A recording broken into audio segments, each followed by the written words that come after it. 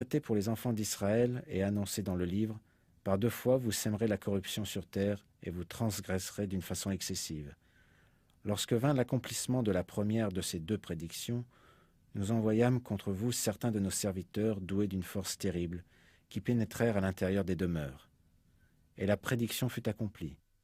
Ensuite nous vous donnâmes la revanche sur eux, et nous vous renforçâmes en biens et en enfants, et nous vous fîmes un peuple plus nombreux.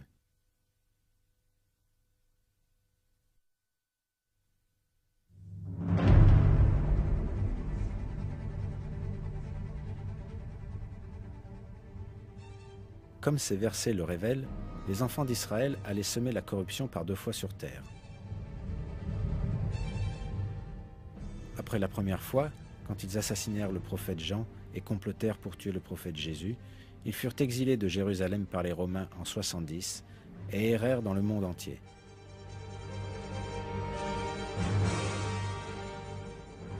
Lorsque ce verset fut révélé au prophète Mohammed, les Juifs vivaient dans des conditions très difficiles dans différents pays et n'avaient pas un pays à eux.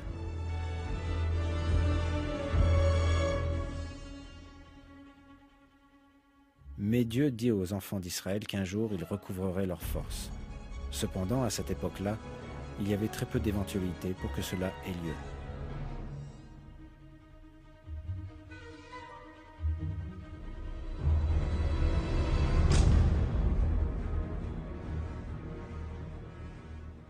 Par contre, plusieurs siècles plus tard, les Juifs retournèrent en Palestine et y établirent l'État d'Israël en 1948.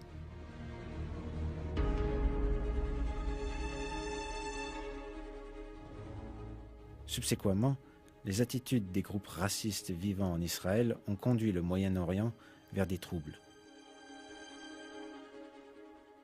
L'état actuel des choses est un signe de la seconde corruption dont seront responsables les enfants d'Israël.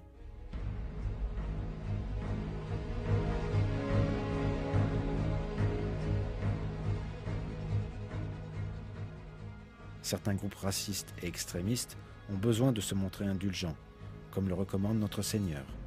S'ils suivent ce chemin, alors il est clair que par la volonté de Dieu, un environnement de paix et de fraternité peut encore une fois être instauré, car le Coran précise ainsi.